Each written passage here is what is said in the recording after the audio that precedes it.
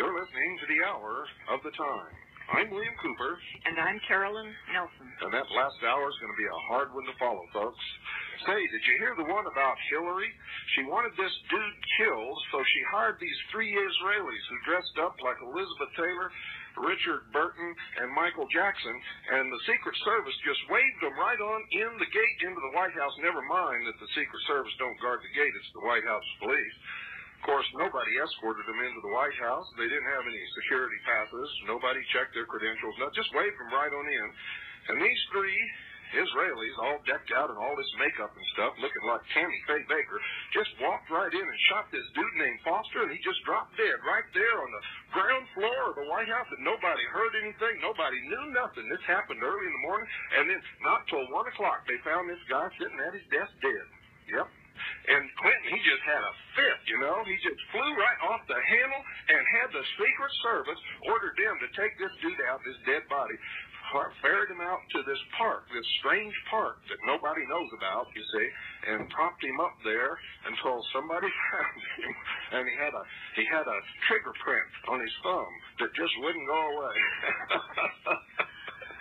Folks, Hillary Rodham Clinton didn't get to the White House by being so absolutely stupid. You see, you're the sheeple, not her. You see, if she was the sheeple, she'd be sitting in your living room and you'd be in the White House. Don't you guys understand that? Welcome to the last episode of Mystery Babylon.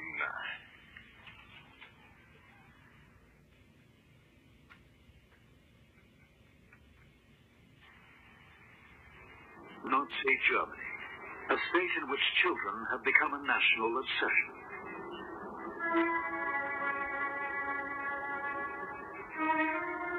Hitler has proclaimed it must be considered reprehensible to withhold healthy children from the nation. If the fertility of the healthiest bearers of the nationality is consciously and systematically promoted, the result will be a race which has eliminated the germs of our present physical and hence spiritual decay. In the doctrines of National Socialism, this spiritual decay has but one cause: the dilution of the Aryan race by the blood of inferior peoples. Only by breeding from the racially purest can the greatness of the Aryans be restored. In the vanguard of the Nazi racial mission is Hitler's Praetorian Guard, the SS.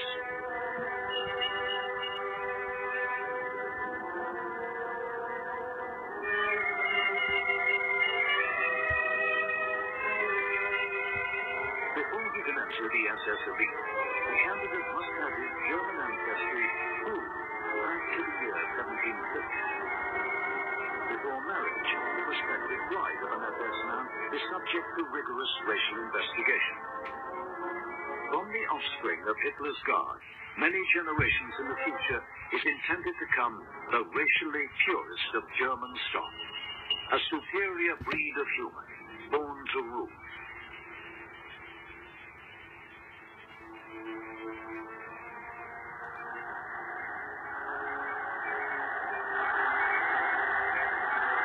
The origins of this terrifying vision are strange and contradictory, an unlikely union between the teachings of a modern scientific movement and the esoteric doctrines of the occult.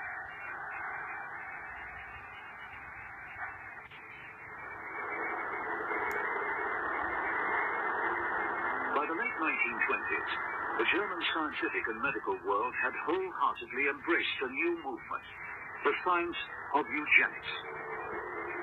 The founder of eugenics is an Englishman, Sir Francis Galton, the cousin of Charles Darwin. The aim of eugenics, Galton had written, is to breed out feeble constitutions and petty and ignoble instincts, and to breed in those which are vigorous, noble, and social. To the disciples of eugenics, the intelligent and the industrious, the mentally ill, the criminal, and the alcoholic are so because they carry within them the traits of their parents. The fear is that inferior types, by breeding faster than those of more valuable stock, will produce a catastrophic decline in the quality of the human race. Only by the most drastic measures, it is believed, can disaster be averted. The solution favored by the eugenics movement is the legal control of human breeding. Laws must be passed for the compulsory sterilization of the feeble-minded, the alcoholic, the insane, and the pauper.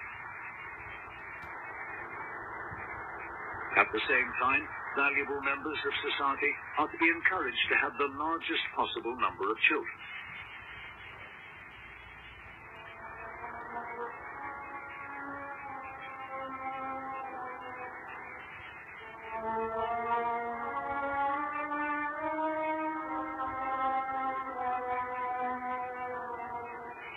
In the 1920s, while eugenics in Europe is still in the realms of scientific theory, in the United States of America, it has long since been put into practice.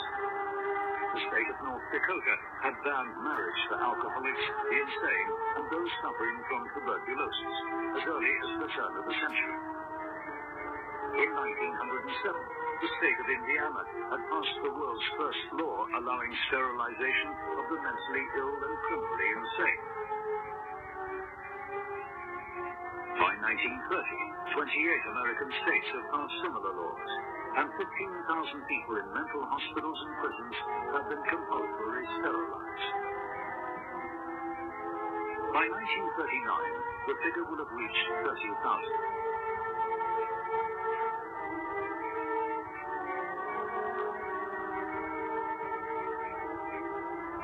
The Health Office of the government of the German Weimar Republic makes a detailed study of American eugenic laws. It is deeply impressed by America's sterilization campaign, and leading German eugenicists praise U.S. restrictions on the immigration of foreigners and the laws passed in some southern states banning intermarriage between the races. There is a growing concern in German medical circles that Germany is being left behind in the struggle for racial improvement.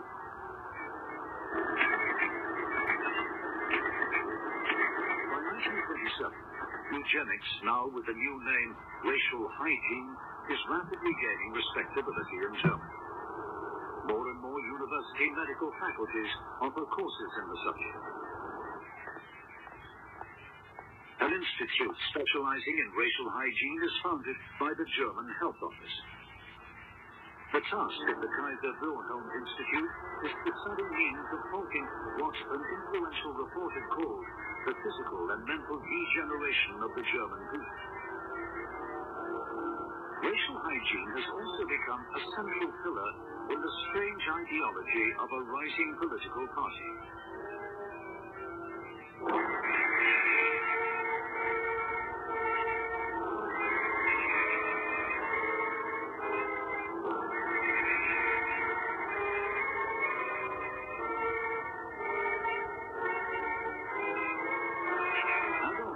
Spent much of the year 1924 in prison for his part in an attempted coup against the Bavarian government.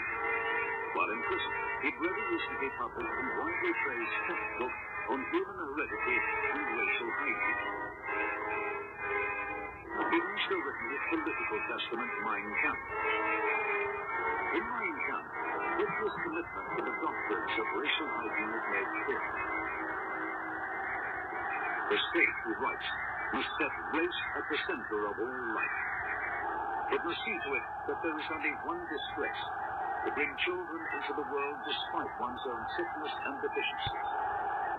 Here, the state must act as guardian of a millennial future, in the face of which the wishes and selfishness of the individual appear as nothing.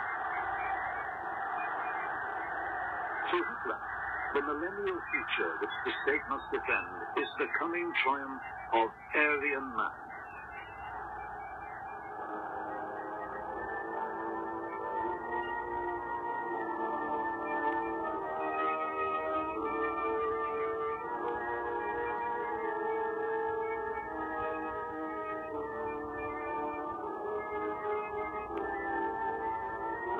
Faith in the destiny of the Aryan race is not the creation of Adolf Hitler, nor does it spring from the movement for racial hygiene. Its origins lie in the teachings of mystics, clairvoyants, and secret societies dedicated to the occult.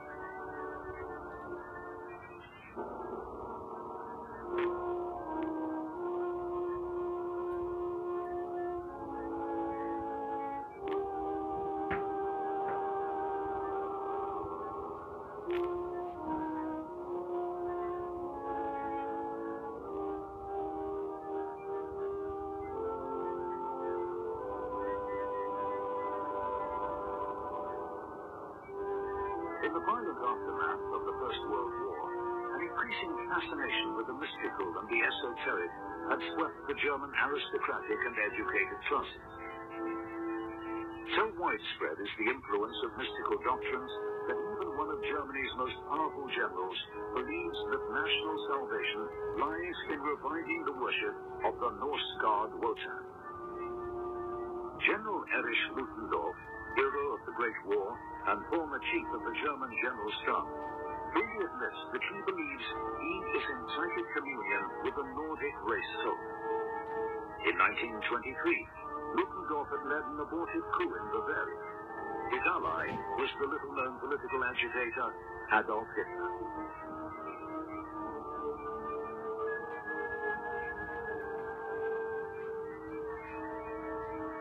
Many of the members of Ludendorff's circle, including his future wife, are closely associated with an influential occultist group calling itself the Edda Society.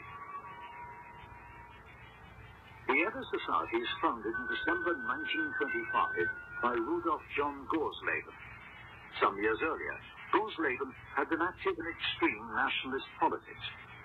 He had been a speaker at meetings of the occultist TRUE Society, and had founded a political movement with the anti-Semite Julius Streicher.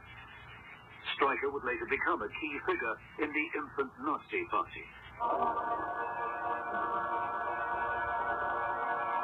Gorsleben then abandons politics. He immerses himself in the task of deciphering the ancient Nordic script of the runes and penetrating the secrets of the Icelandic verses known as the Edda. In these, Gorsleben believes can be rediscovered the priceless magical heritage of the vanished Aryan god myth. In widely read periodicals, Gorsleben and the Edda occultists teach that traces of the blood of the Aryans are present in the German people. Warning against racial dilution, Gorsleben writes, "Remember, God dwells within you." Which will become the lifelong conviction of Heinrich Himmler, Reichsführer of the SS.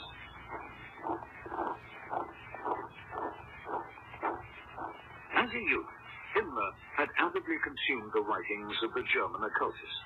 He'd grown obsessed with astrology, spiritualism, and herbalism. Above all, he'd adopted as his own the mystical doctrine of the Aryans. If, as Himmler had come to believe, the blood of the Aryans runs most strongly in the veins of Germanic peoples, then, by breeding from the purest individuals, a race of superhumans could be produced. A race in which the Aryan psychic powers would grow ever stronger. Himmler, trained as an agriculturalist and devoted to the occult, was embarking on the strangest eugenics experiment in history.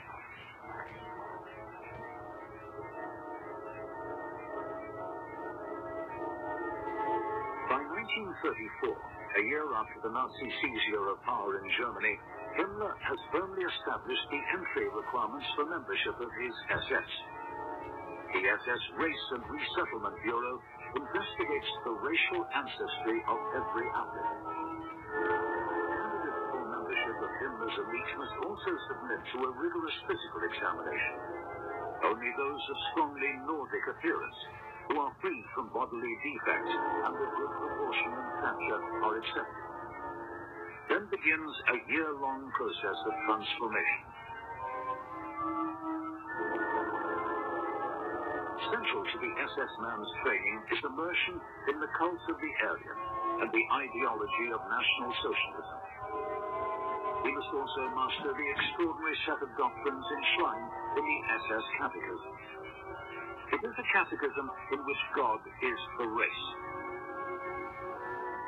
Why do we believe in Germany and the Führer? Because we believe in God. We believe in Germany, which he created, and in the Führer, Adolf Hitler, whom he has sentenced. Why do you obey? From inner conviction, from belief in Germany, in the Führer, in the movement, in the SS, and from loyalty. On November the 9th, the anniversary of the coup of 1923, the day symbolized by the rune of remembrance, the SS candidate swears the kith and kin oath. In it, he binds himself and his future family to obey the SS marriage law. None will marry unless the union is approved by the SS Race and Resettlement Bureau. Henceforth, the SS man's family are entitled to wear the coveted badge of SS clan membership, a sunflower bearing the rune of fertility.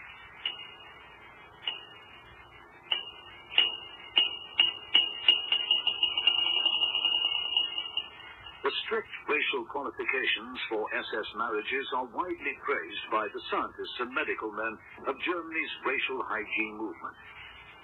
Inspired by the example of the SS, measures are already underway to control the breeding of Germany's civilian population. Within months of Hitler's becoming Chancellor of Germany, the first of a series of eugenic laws is passed. The law for the prevention of genetically diseased offspring establishes a vast network of genetic health courts. These have the power to order that individuals suffering from any of a range of mental or physical ailments be sterilized. The campaign is organized on a massive scale. 1,700 genetic health courts will, in 1934 alone, order over 56,000 sterilizations. Within 10 years, almost 400,000 Germans will have been sterilized. In support of the German sterilization campaign, the Reich Health Office and German medical journals published graphic illustrations of the cost to the public of maintaining the mentally and physically handicapped. One poster insists, "We do not stand alone." While a German mother holds her baby, a man holds a shield inscribed with the 1933 sterilization law. Around them are arrayed the flags of nations that have already legalized compulsory sterilization. The second major eugenics law is designed to control the breeding of the population at large. The law for the protection of the genetic health of the German people requires that all those who wish to marry submit to a medical examination. Marriage is totally forbidden to those suffering from diseases believed to be hereditary. The third eugenic measure is passed in the autumn of 1935. Physicians of the racial hygiene movement have long argued that intermarriage between the races is genetically harmful, producing degenerate offspring. The law for the protection of German blood and German honor forbids marriage between Jews and non-Jews. Following this new measure, racial hygienists devised complex formulae for calculating the proportions of Jewish blood which each partner can possess if marriage is to be allowed. The massive task of racially investigating all those wishing to marry is entrusted to the SS Race and Resettlement Bureau.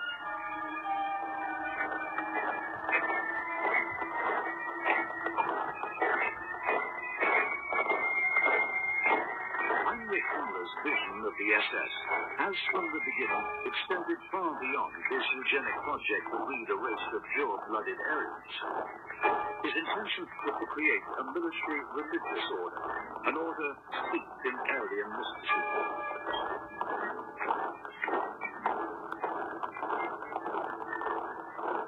Himmler has pronounced, we assemble and march according to unalterable laws as a national socialist order of Nordic men, and as a sworn community on our way to a far future. In devising rituals and practices for his Nordic order, Himmler has looked for inspiration to the Teutonic tribes of Germany's distant past. On Himmler's instructions, SS archaeologists from the Race and Resettlement Bureau are intensely researching the history of races they believe to be of Aryan descent. To advise him in his search for the religion of the ancient Teutonic tribes, Himmler has recruited into the SS a renowned Germanic occultist, a man whose claim is to be the last in a long line of Aryan priest kings. Karl Maria Willigott was born in Vienna in 1866. During the Great War, he'd risen to the rank of colonel in the Austrian army. Willigott claims to possess ancestral clairvoyant memory, the power to recall the history and experiences of the Germans over thousands of years. He believes that in himself is an unusually pure strain of the normally latent psychic powers of the Aryans.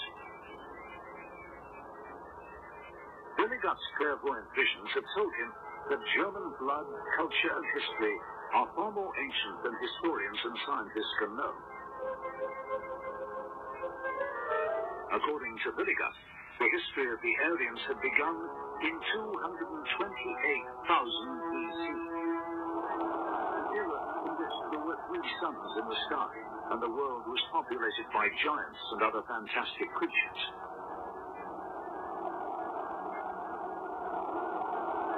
Willigott's own royal line, he claims to have originated in a union between the gods of air and water in the very earliest days of the earth.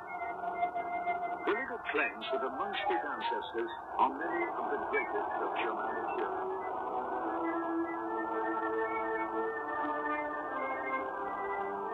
All of Willigott's line through the ages has remained faithful to the occult traditions of the Aryan Germans. Impressed by Willigott's clairvoyant powers, Himmler accepts Willigott into his SS and appoints him head of the Race and Resettlement Bureau's Department of Prehistory. In a remarkably short time, Willigott will rise to the rank of SS Brigadier on Himmler's personal staff.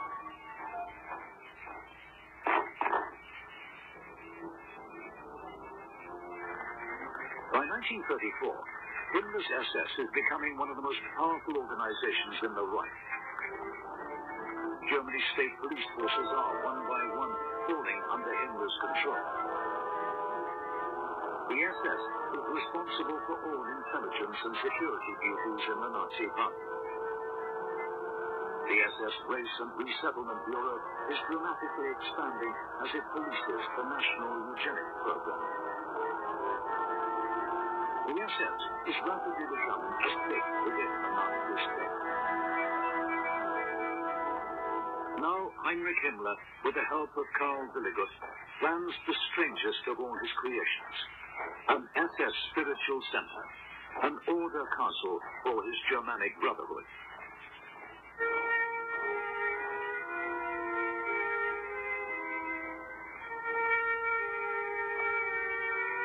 The castle of Regelsburg had been built in the early 1600s on the site of a 10th century Saxon fort. Set in the romantic surroundings of Paderborn in Westphalia, Regelsburg had made a deep impression on Heinrich Himmler. We have been looking for a castle for our SS for a long time, Himmler confides. I have found a suitable ruined castle dating back to Germanic prehistory. In late 1934, the SS purchases the sacred site and begins the massive task of reconstruction.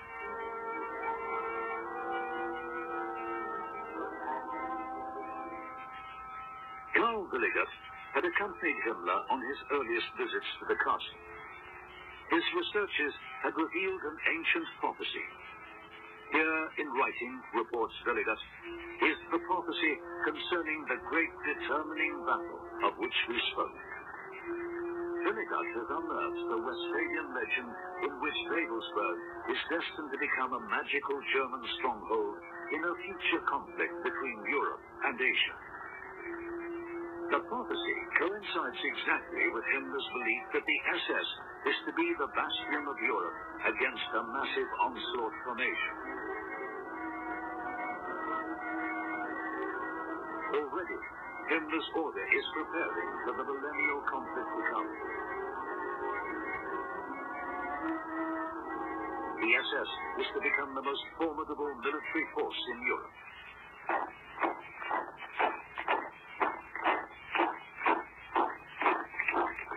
On December the 14th, 1934, Himmler orders the formation of an SS military detachment, the SSVT.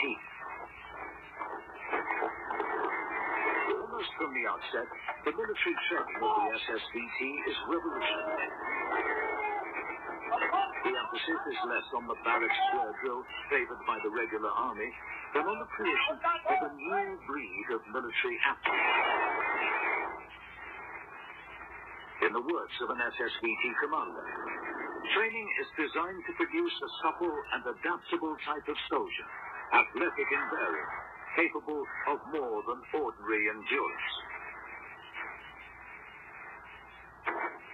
Unlike the regular army, the SSVT is organized into highly mobile battle groups. It is also the first German military formation to adopt camouflage uniform, and, to the astonishment of army commanders, to maneuver with live ammunition. To the SS, casualties in training are simply to be expected.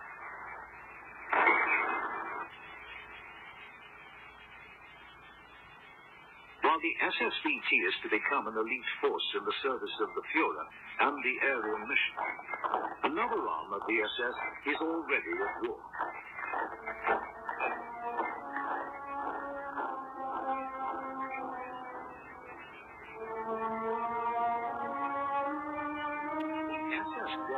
Formation is commanded by Theodor Eicher. It accepts without question the Nazi slogan, National Socialism, the expression of our biological knowledge. The task of the death's head is to isolate and, if necessary, destroy those it believes infectious germs in the body of the German people. Jews, homosexuals, political dissidents, and social misfits.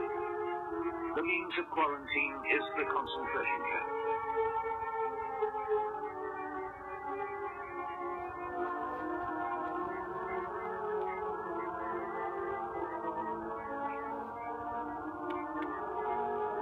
As the SS Empire spreads its roots deep into the fabric of the Nazi state, Heinrich Himmler, advised by Karl Willigert, continues to develop and refine the rituals of his order.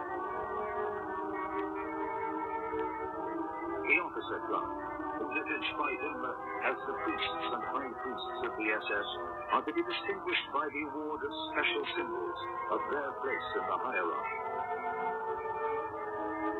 At Himmler's personal discretion, members of the SS Corps of Leaders can be awarded the SS Dagger. The dagger is the visible sign of SS nobility and of the favor of the all-powerful Himmler. Irrespective of rank, proven SS men are presented with a silver death's head signet ring. The ring is based on a design created for Himmler by Karl Willigert.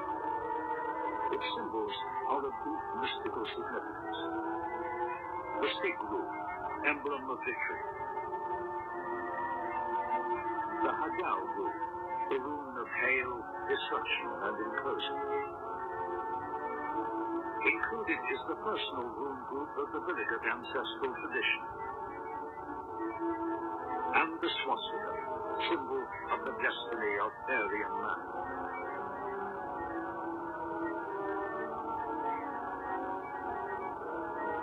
In 1937, Himmler decrees that the rings of all dead SS men are to be returned to him for safekeeping in the locked chest deep in the castle of Babelsberg. The return of the ring is a symbol of the dead man's eternal community with the SS order.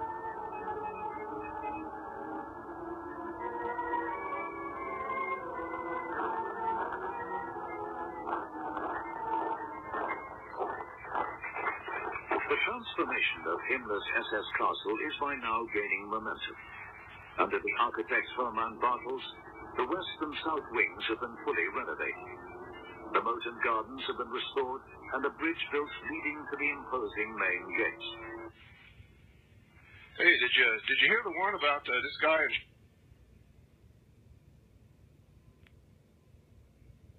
something like that? Don't look for the Secret Service to give you justice. They're not the Justice Department. They're not a police force, folks. They're assigned to the president for one purpose, to protect the president, folks. You're not going to see them in Chicago hanging the president. That's not their job. Their job is to protect the president. And they will. If the president commits murder in front of them, they will protect the president. You know what? I think Radio Freemasonry is turning in to the Red Skelton Show. What do you think? It makes me wonder what's going on next week, because usually there's something like this 3 or 4 days before a big item like NAFTA or yeah, something. once again, old Tommy Baby's got you guys out there chasing your tails. When are you going to wise up, folks? Or maybe we ought to do that, Carolyn. I mean, that's a hell of a comedy routine. I mean, I was laughing for a whole solid hour. I couldn't stop laughing. You really were. I never saw you cut up like that. Well, I never thought I'd hear anything like that in my whole life, much less hear those callers calling in who were swallowing it hook, line, and sinker. Did you hear the last guy? He was trying to connect a plane crash in Arkansas with everything that Skolnick was saying. Skolnick said, I don't know anything about that. Don't go away, sheeple. I just love it.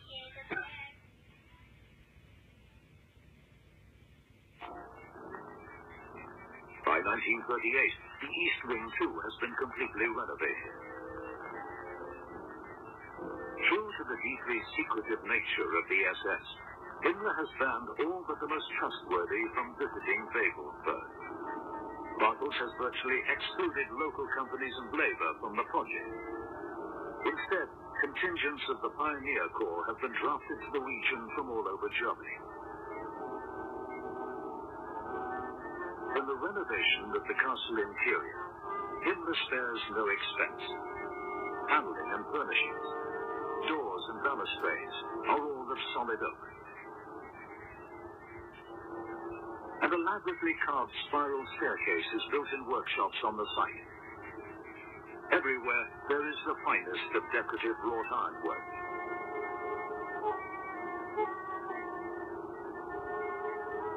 The chambers of SS leaders, each room named after a Germanic hero, are to be filled with appropriate relics.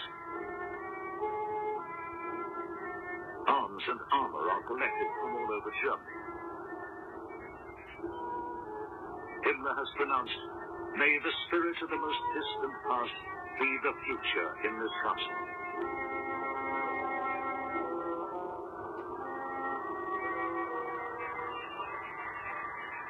By the late 1930s, the National Socialist aim of increasing the population of racially desirable Germans has been given the highest national priority. The means is to remove German women from paid employment and return them to the home. Their task will be to produce the greatest possible number of children. Soon after the foundation of the Nazi state, government loans worth a year's salary are awarded to men whose wives leave their jobs. The amount which must be repaid is reduced for every child the family produces. By 1940, 1,700,000 loans will have been granted. In 1938, a decree is issued requiring that all public officials marry or resign. All couples married for 5 years who are still childless incur a tax penalty. Grounds for divorce are broadened to include the inability of a wife to bear children. Abortion is illegal for those classed as Aryans, but encouraged for non-Aryans. At the instigation of Heinrich Himmler, laws are passed removing all legal obstacles to Aryan women bearing children outside marriage. Himmler has decreed, "Sacred to us is every mother of good blood. Of the greatest value of all are the offspring of his SS elite."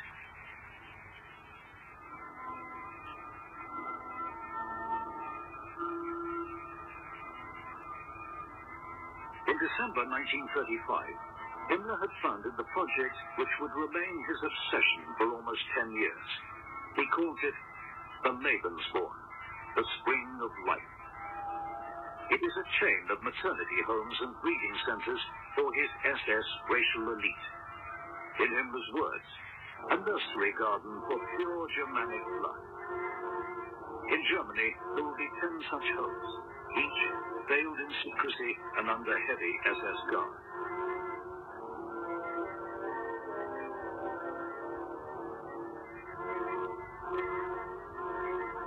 I fostered rumors, Himmler admits, to the effect that every single woman desiring a child could turn to Lebensborn in the strictest confidence.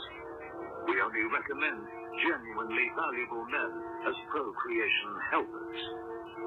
In spite of the stringent racial qualifications required, there is no shortage of prospective mothers. The Nazi League of German Maidens has officially stated, although not every German girl can hope to find a husband, you can all become mothers. An SS Race and Resettlement Resolution of 1937 notes, the Lebensborn will bring them together with a man not casually, but in full awareness that they are fulfilling a noble duty towards the nation. At the naming ceremony, the children of the Lebensborn project are immediately immersed in the Germanic ritual of the SS clan. Males are touched on the forehead with an SS dagger, symbolizing their first initiation into Himmler's mystical order. Mothers of SS children are told, remember that you are but a link in the clan's endless chain.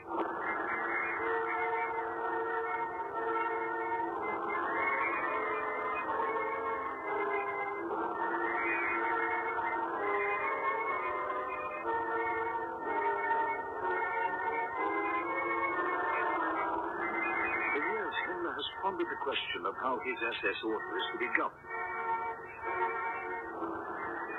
Taking his inspiration from the Knights of the Round Table, Himmler has appointed a shadowy inner council of 12 chosen SS leaders. The ritual setting for their deliberations is the castle of Babelsberg.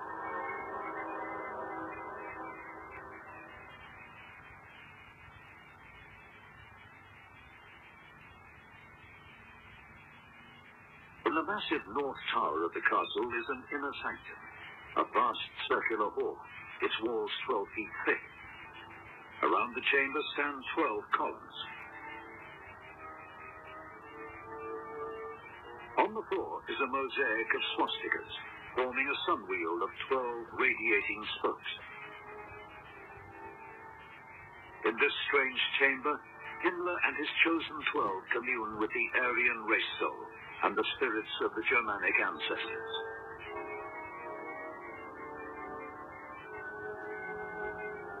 Deep below the inner sanctum, cut into the solid bedrock, is the crypt, Valhalla. Here are performed ceremonies of the dead. In the center, the wooden coats of arms of a dead SS knight are to be ceremonially burned. 12 stone pits around the walls will hold 12 urns, each of which will one day hold the armorial ashes of a departed knight. In the crypt burns an eternal flame, symbol of the continuity of the order and its eternal mission in the service of the race. In 1937, Heinrich Himmler, speaking to senior German army officers, proclaims, "The next 10 years will see a war of annihilation conducted by the subhuman enemies of the entire world against Germany, the kernel of the Teutonic race and guardian of the culture of the human race.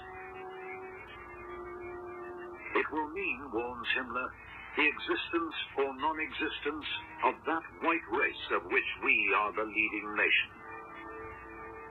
In reality, the war of racial annihilation, foreseen by Himmler, will be the war about to be waged by Germany. For Adolf Hitler, the first step in the creation of a greater Germanic empire has been to order, in March 1936, the reoccupation of the demilitarized Rhineland. It is a blatant contravention of the Treaty of Versailles. In the wake of the occupation, the SS becomes deeply involved in the first sterilization campaign to be waged on grounds of race. In a joint operation mounted by the Gestapo and Genetic Health Course, 500 children of mixed race, the offspring of black French soldiers, are seized and sterilized. It is a grim warning of horrors to come.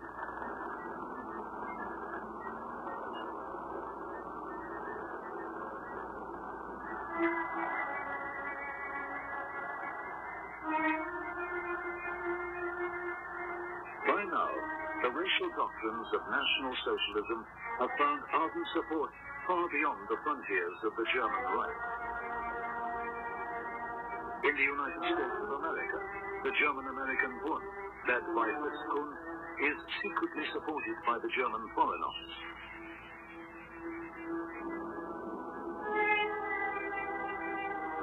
In Belgium, the ultra-nationalist Brexit Party is founded by Leon de Grelle.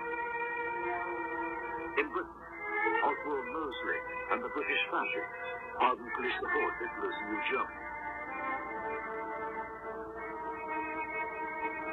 In Austria, Steit Inquart, leader of the Austrian National Socialists, is appointed Minister of the Interior in response to German pressure. It is he who, after violence orchestrated by the Austrian SS, invites German forces to enter Austria and restore order. Austria is to become a province of Germany.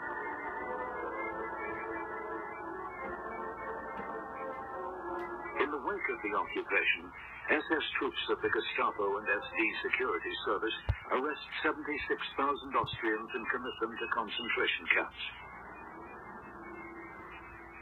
Next on Hitler's agenda is Czechoslovakia. The leader of the National Socialists in the German-populated region of Czechoslovakia is Konrad Henlein. In the months following the German occupation of Austria, Henlein provokes a crisis in the Sudeten. His followers, armed by Germany and supported by detachments of the SS, begin an uprising that will culminate in Hitler's occupation of Czechoslovakia. As the German army consolidates its hold on Czechoslovakia, Himmler dispatches an SS brigadier to Prague.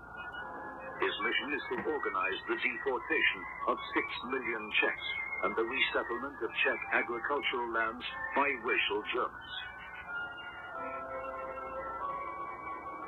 In Himmler's plan, the settlers would be selected on grounds of racial purity by his own Race and Resettlement Bureau. Even though Hitler has already spoken favorably of the mass deportation of Czechs, Himmler's plan comes to nothing. The German armaments industry covets Czech factories and labor and will tolerate no disruption. In Poland, Himmler's Aryan vision will encounter no such obstacle.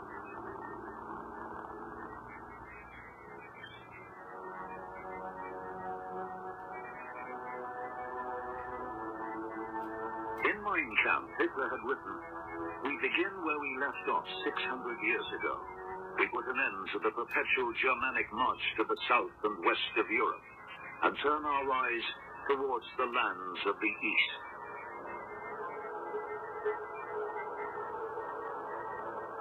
In the summer of 1939, Hitler summons Heinrich Himmler to his Bavarian mountain retreat. In the coming invasion of Poland, the SS is to play a key role.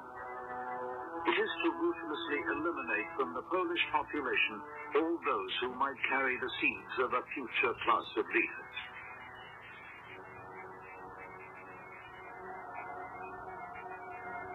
Under Himmler's head of security, Reinhard Heydrich, 5 SS Einsatzgruppen extermination squads are to follow close behind the invading German armies.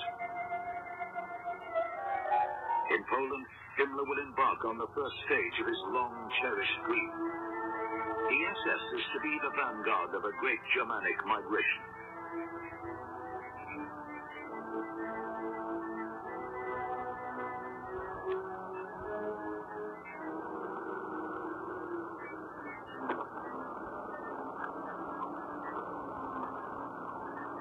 In the invasion of Poland on September the 1st, 1939, the SS VT and Death's Head formations are for the first time thrown into battle.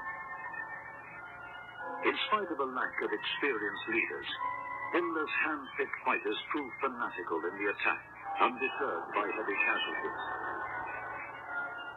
Unlike their army comrades, the SS have been instilled with the knowledge that they are in the service of a great mission. The conquest and enslavement of an inferior race and the foundation of an Aryan empire.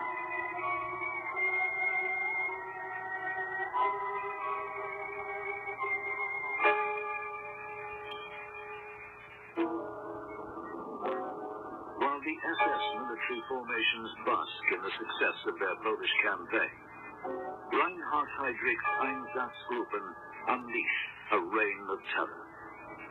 Tens of thousands of Poles are seized and shot. The victims are teachers, doctors, officials, aristocrats, Catholic priests, and Jews.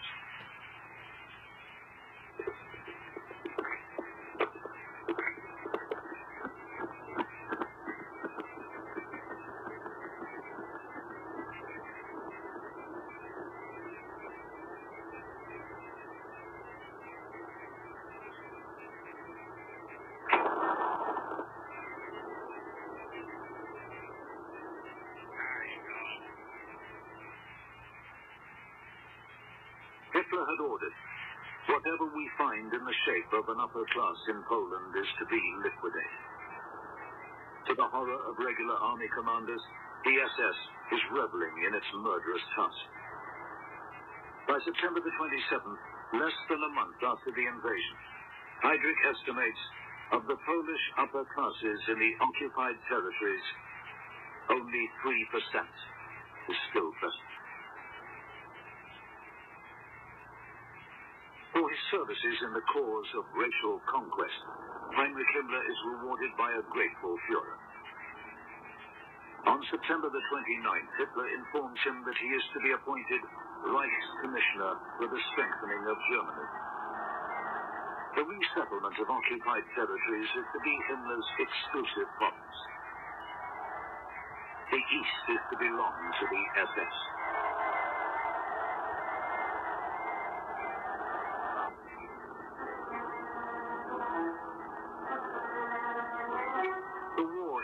Europe has been plunged is eagerly embraced by a rapidly expanding armed SS. By June 1940, Heinrich Himmler's army, now renamed the Waffen SS, is a formidable motorized force of 100,000 men. In the Low Countries and front, the new divisions hunger for glory.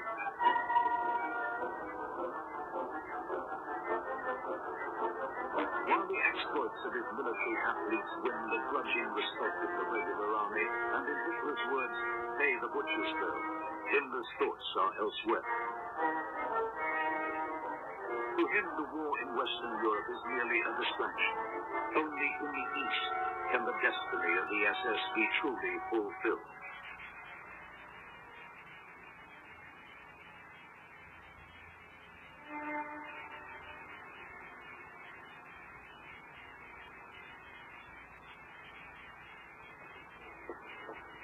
early 1939, an SS plan had been in preparation for the repatriation of up to 30 million racial Germans resident in foreign countries.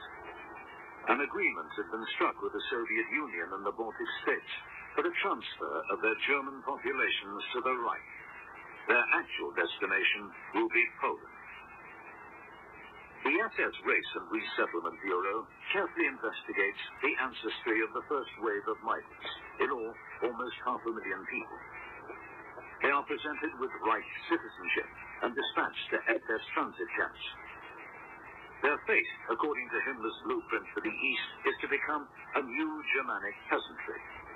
Their guardians and rulers are to be the aristocracy of the SS.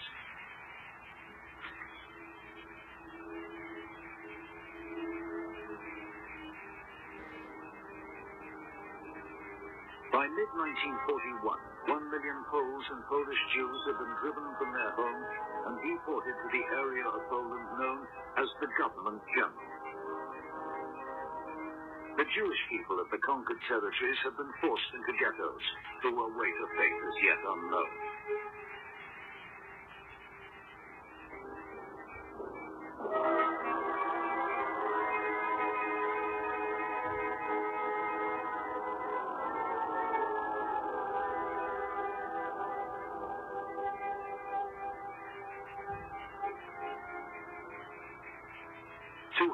Repatriated Germans have been settled on the seized lands.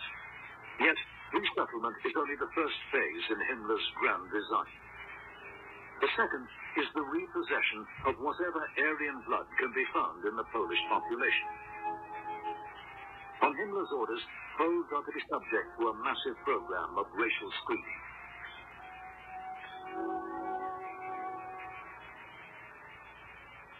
Tens of thousands of Polish children are examined by the SS Race and Resettlement Bureau.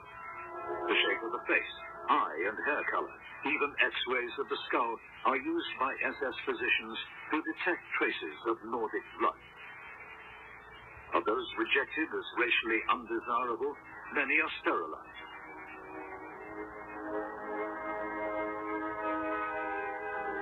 Those deemed of racial value are forcibly taken west. After a period of what the SS term re-Germanization in a Lebensborn home, they are to be adopted by SS families.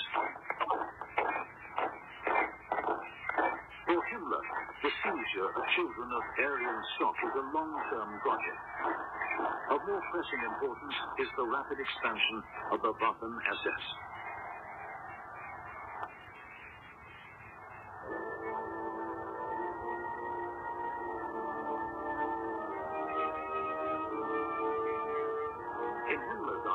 Traditional ideas of nationality are meaningless. All that matters is race. His aim is the creation of a pan-European brotherhood of the racially pure, an international SS, ready for the coming crusade against the Slavs and Bolshevism. The National Socialist movements of the Nordic countries will prove fertile grounds for recruitment.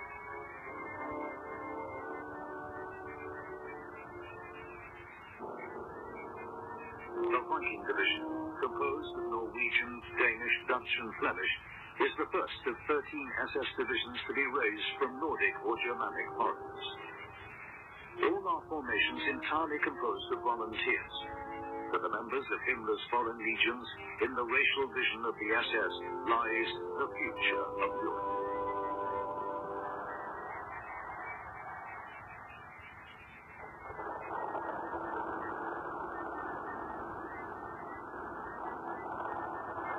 With the seeds of a pan-European SS army sown in the conquered West, and the battles for the East which Himmler foresees drawing ever closer, the Castle of Wewelsburg takes on an even more powerful significance.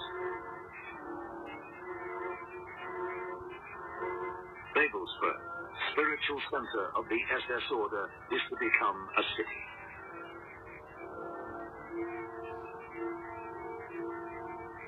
The North Tower, with its sacred hall and underground vault, is to be the center point of vast circular grounds. Surrounding them is to be built an enormous complex of administrative centers, libraries, and research institutes for astrology, astronomy, and Teutonic history. Ringing the city will be walls over 40 feet high. Even the ground plan of this, the SS Vatican, is of mystical significance.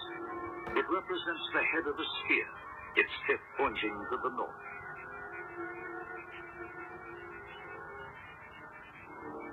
The cost of realizing Himmler's vision is to be 300 million marks, an extraordinary sum. The entire project is to be completed sometime in the 1960s. By then, the SS will possess its own independent state, a state carved from the heartland of the Soviet Union. To Heinrich Himmler, Operation Barbarossa, the invasion of the Soviet Union, promises the fulfillment of all his dreams. With victory will come the foundation of an SS kingdom. With Heinrich Himmler, Grand Master of the SS Order in supreme authority. With SS nobles ruling as the feudal overlords of Germanic settlers, the Order will return to its millennial mission. From the SS peasant warrior, conqueror of the Slavs, will be bred over many generations the next phase in human evolution. And, of course, you all know the rest of the story. That was the last episode in our series on Mystery Babylon. There are 41 tapes, folks. And that includes number 33, which is the Luxor video. Send us a self-addressed stamped envelope with $1. We'll send you a list of all available materials. Also, don't forget, tomorrow is the last day that you can have your order postmarked for the Family Food Storage Unit. 1-year food supply for 4 people or 2-year food supply for 2 adults. Remember, this is all adults, 4 adults and 2 adults. 37 cases. Shipping weight is 1,078 pounds. The retail price, $2,768. For listeners, $2,268. $500 discount. For CAGI members, a $768